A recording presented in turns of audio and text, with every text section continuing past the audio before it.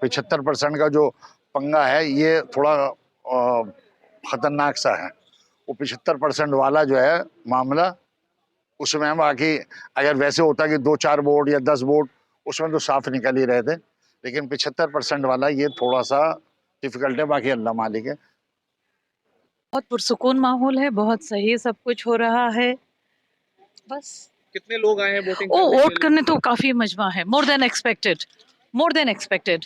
We were expecting around 500 to 600, but I think they are around 100,000।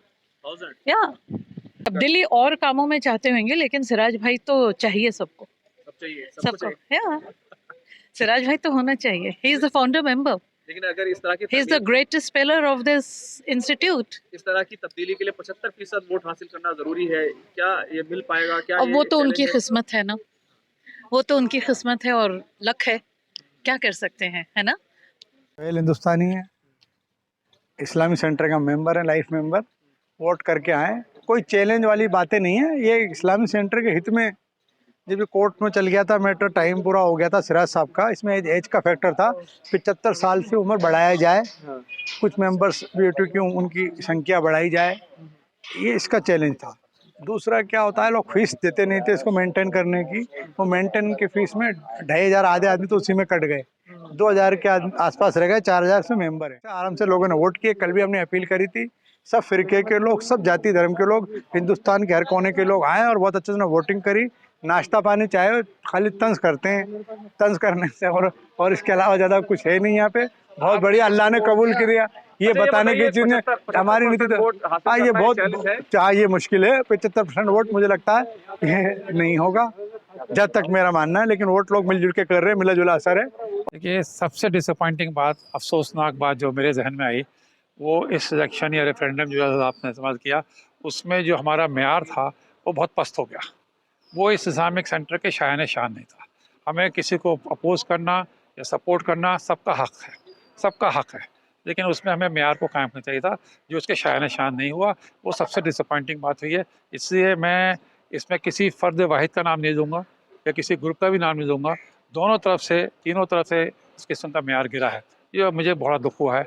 यही बात तो ये है कि हमें इस मेयार को कायम करना होगा। मैंने जो वोट डाला है या किसी ने भी वोट डाला होगा, मैं सबकी बात करता हूँ, वो सिर्फ इस्लामिक सेंटर की फलाह बहबूद के लिए। शख्सियात को मैंने सामने नहीं रखा। ये नहीं कि शराज कुरैशी शख्सियत हैं या आसिफ हबीब साहब शख्सियत हैं या अबरार साहब शख्सियत हैं। मैं ये नाम लेके कह रहा हूँ, या कोई और साहब शख्सियत हो। ये नाम मैंने मिसाल के तौर पर दिए कि क्योंकि ये नाम यहाँ पे चर्चा में दिखाई दिए, सुनाई दिए अपने करके। तो इन शख्सियतें हमें मैंने ऊपर उठ के जो मुझे लगा इस्लामिक सेंटर के हक़ में है, हमने उसको तायद करनी है और हमें इसका मेयार ऊँचा करना है। हमें इसका मेयार ऐसा करना है, लोग कहें कि ये ऐसा स्टैंडर्ड का, इंटेलेक्चुअल्स का, दानिशवरों का सेंटर है, यहाँ से मेयारी बातें होंगी मुल्क की फलाह बहबूद के लिए, मिल्लत के लिए, कौम की फलाह के लिए। इसके लिए सबको काम करना चाहिए, यही मेरी अपील रहेगी यहाँ पे। मेरा नाम आदिल गांधी है, मैं चेयरमैन राजघाट फाउंडेशन हूँ। और ये जो बातें हैं, लोकतंत्र में हर आदमी को ये अधिकार है, उनको वहाँ तक जाने दीजिए जिनकी जहाँ सोच है, लेकिन इस पर रोक नहीं लगाया जा सकता। उनका अगर ग्रुप है और ये चाह रहा था कि हम लोग इस पर 75 साल पर इन लोगों ने आगे कोर्ट तक जाने की बात की, तो जो कोर्ट का डायरेक्शन आया अब उसके हिसाब से हम लोग एजीएम कर रहे हैं और उसके बाद फिर फाइनल होगा। लेकिन ये जो भी हुआ नॉनसेंस हुआ, अननेसेसरी है। इस पर, इसके छवि पर और इसके अखराजात पर नुकसान पहुंचा है। ऐसा नहीं होना चाहिए था। ये आपसी अदारा है, मिली अदारा है, मिलजुल करके इसको चलाना और बढ़ाना चाहिए।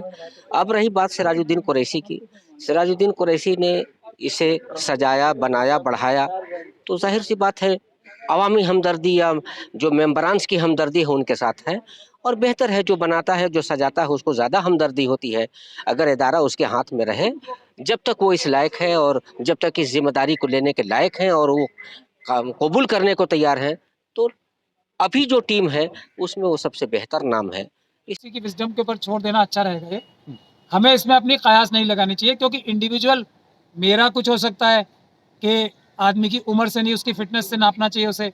कई लोग ऐसे होते हैं जो 50 साल की उम्र में ही बिल्कुल ही ज़्यादा उनकी तबीयत ख़राब हो जाती है। कई लोग ऐसे होते हैं जैसे महातिर मोहम्मद थे, हैं अभी उनकी उम्र 98 साल है, लेकिन वो अभी 5 साल पहले तक भी प्राइम मिनिस्टर रहे और अच्छी तरीके से प्राइम मिनिस्टर।